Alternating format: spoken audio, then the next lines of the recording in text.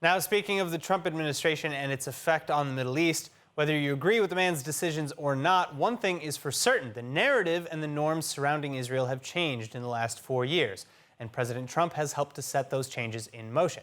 With me to discuss is founder and president of the Jerusalem-Washington Center, Gideon Israel. Gideon, thanks so much for being with us. Now, what exactly are these changes? Well, I think there's an overall overarching change, and that's something that I wrote about today. Is that when candidate Trump was speaking in front of the AIPAC conference in 2016, he said that if I'm elected, the days when Israel is treated as a second-class citizen will end on day one. Believe me.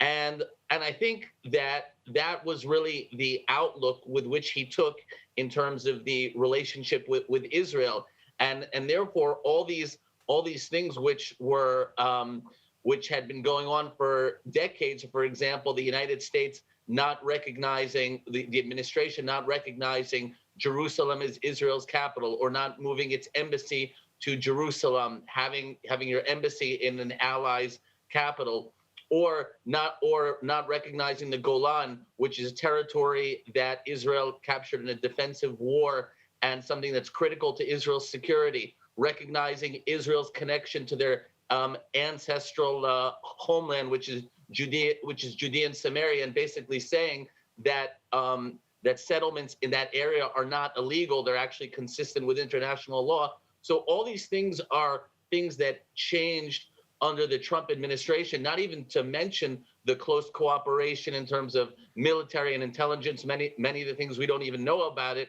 We don't know about the details, but we've heard about what's been happening. But the overarching way that the Trump administration has related to Israel is treating it as a normal, close ally and no longer as a second-class citizen. Well, so now really comes, I guess, the test of these changes, because has the status quo, have the facts on the ground or the narrative changed to any permanent degree, or do you see the Biden administration, making reversals or rejections of any of these changes that you're talking about? I think it'll be difficult to make changes in terms of. I don't think the Biden administration will move the embassy back to Tel Aviv. It's also in United States law. One of the major things that will change is that the Palestinians will once again become a major player for the Biden administration in terms of Middle East peace. The Trump administration, in the beginning, they had meetings with Mahmoud Abbas. He was invited to the White House. But once the Trump administration felt that they weren't dealing with someone who was seriously interested in moving towards peace, so the Palestinians kind of became an irrelevant player.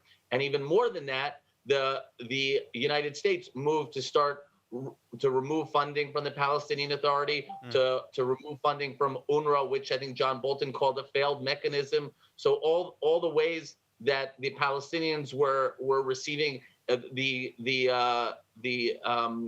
delegation in Washington, the offices of the PLO were closed. So the Palestinians are going to again become a central part in the Biden peace plan, and it's possible that in areas like recognizing the Golan or even recognizing Jerusalem as Israel's capital, maybe the Biden administration will move to implement measures that will maybe gut the policy from meaning, but it's yet to be seen. Yeah, we'll have to wait and see. Until then, Gideon Israel, thank you so much.